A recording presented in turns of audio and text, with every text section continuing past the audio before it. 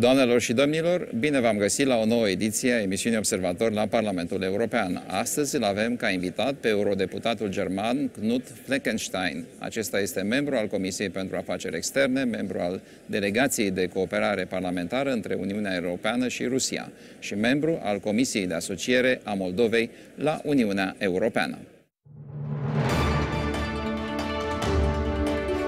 Mr. Deputy, you are a member of the German delegation from the European Parliament. You are also coordinating the group of S&D for Foreign Affairs.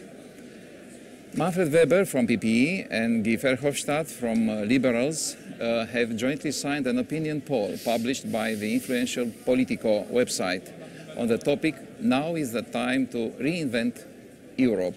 How do you see the reinvention of Europe? It's absolutely not necessary, because I think it's not about reinventing, it's about doing what our visions, our common values are, producing better results, be more prepared for compromises, see how the world around us is changing and how we have to act and react. So it's not about to have a new vision, it's about doing our homework.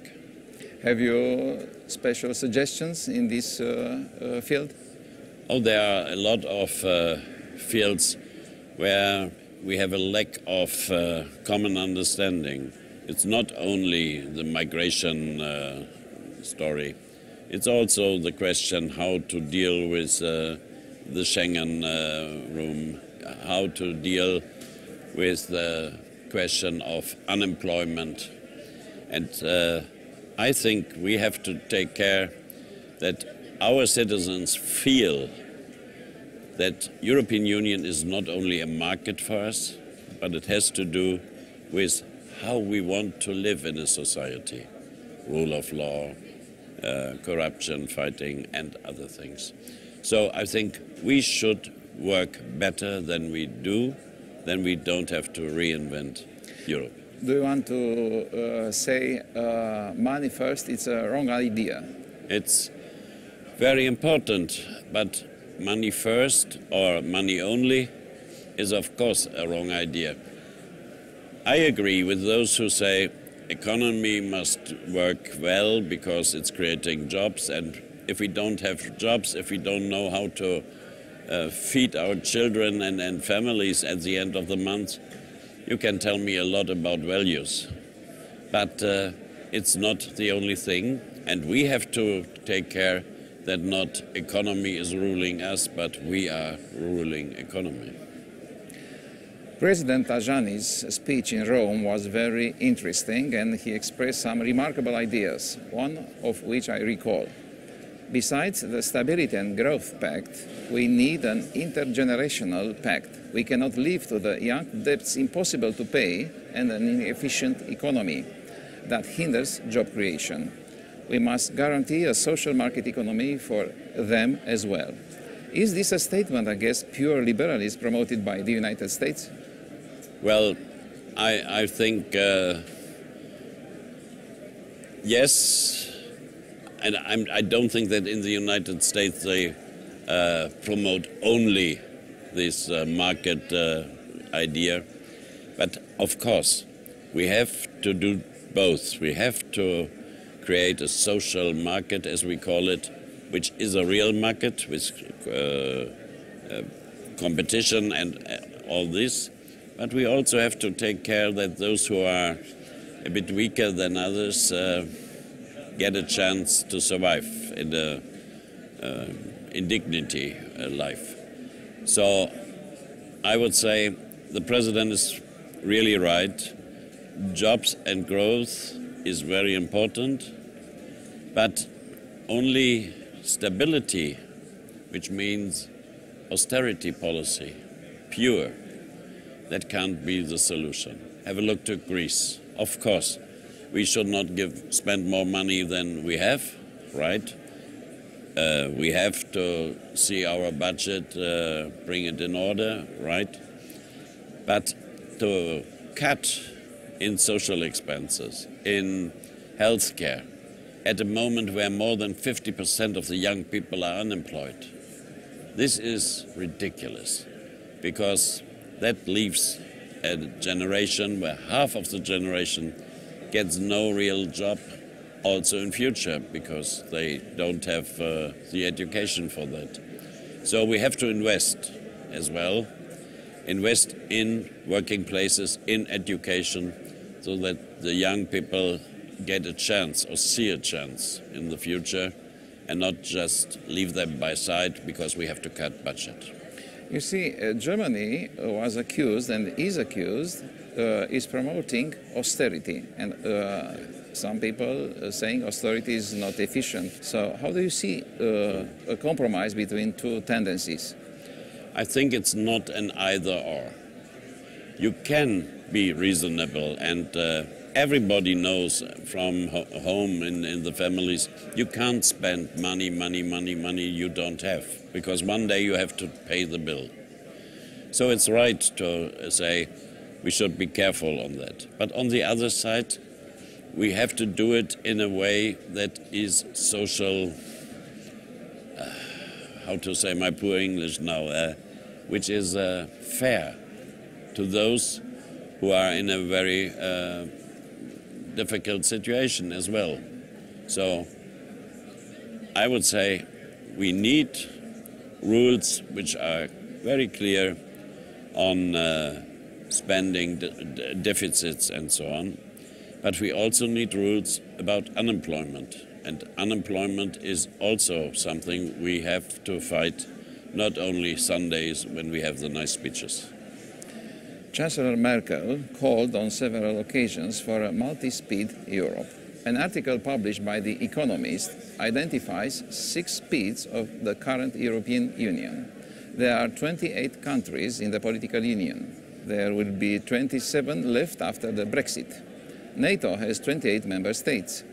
The Eurozone consists of 19 states. Schengen has 26 member states without Romania and Bulgaria. The customs union consists of 32 states, and 32 countries are part of the European Economic Area. So, what does a multi-speed Europe mean from a German perspective? First of all, I'm a bit skeptical about this multi-speed.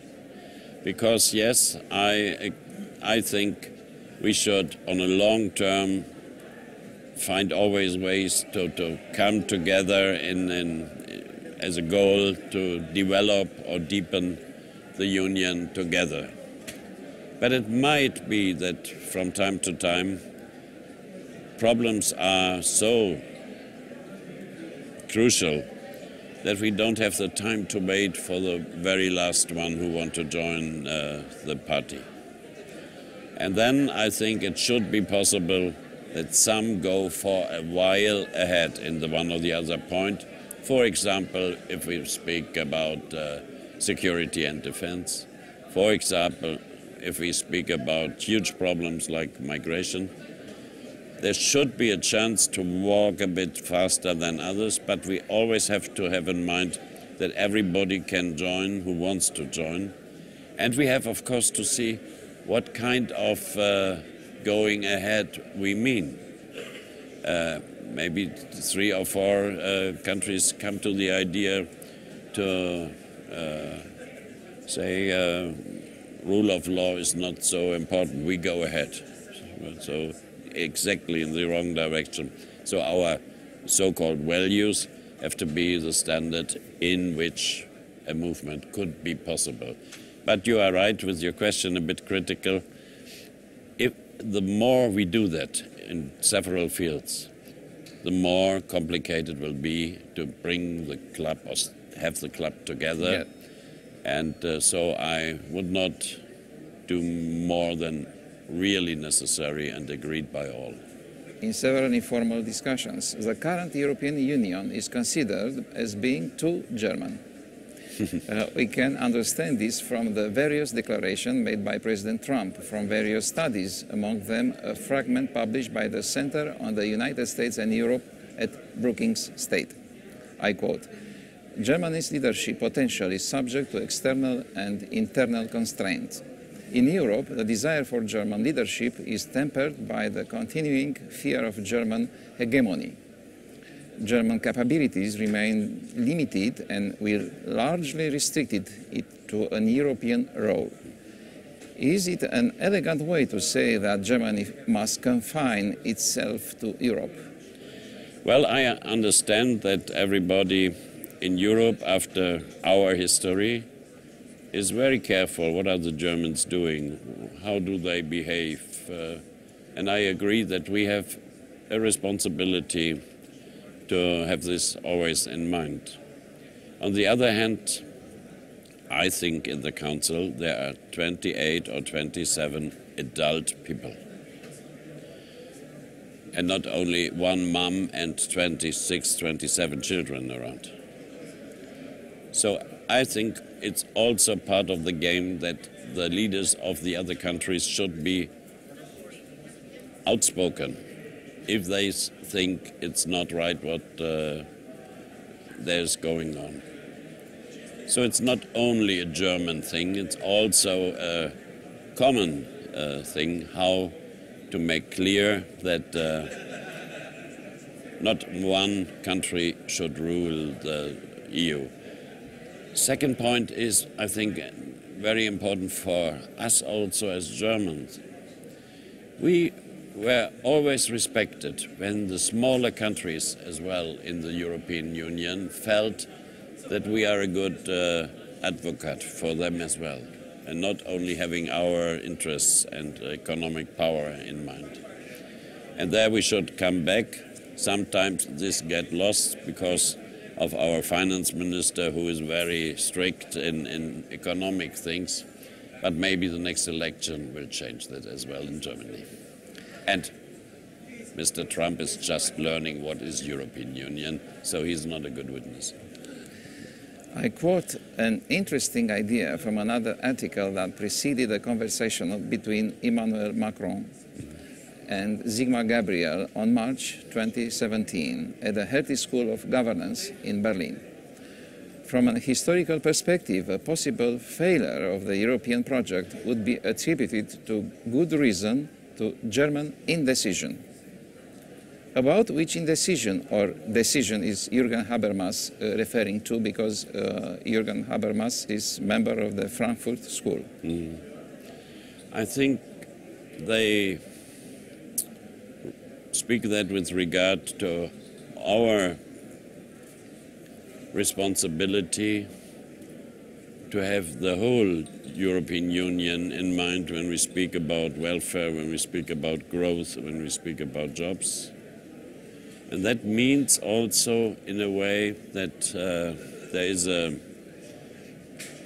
give and take, that the richer ones have to give also a bit more than others for creating growth and jobs, for example. I think the German government should be very clear that unemployment, for example, is unacceptable, whether it's in my hometown Hamburg or in Thessaloniki or in Bucharest, and that we have also to see that our export, which makes us rich, has to be paid by others who import that.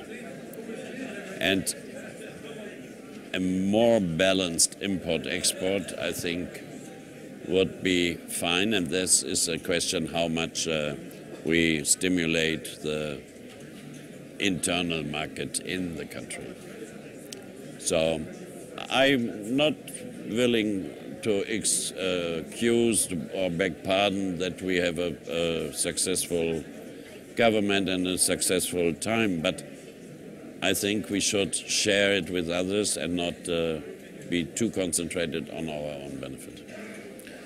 Priority areas for depending integration are Eurozone enlargement, security and defense, the creation of the European prosecutor and European social policy. What is your opinion concerning the decision on the deepening of the integration? I think... Which is more important? Yeah, I think you mentioned the point already. It is very much important, as we have seen, that we really have a common economic, financial, and that leads automatically in a way also to social policy, because to have one currency but a lot of different politics behind doesn't work, as we have all seen in the past. The second thing is that we should be more outspoken when it comes to the social policy and, I would say, justice policy. It's not right, and everybody who's dealing with European Union knows that it's not right, that big companies don't pay taxes because they can wonderfully play in different countries, but the small ones and medium-sized companies are lost and have to pay everything. I think these are the 2 points which are very important, and maybe also security and defense. And I know that the government in your country is very much dedicated to these common solutions and helpful to find good results. After this discussion, could you summarize your opinion on how the European Union should look like?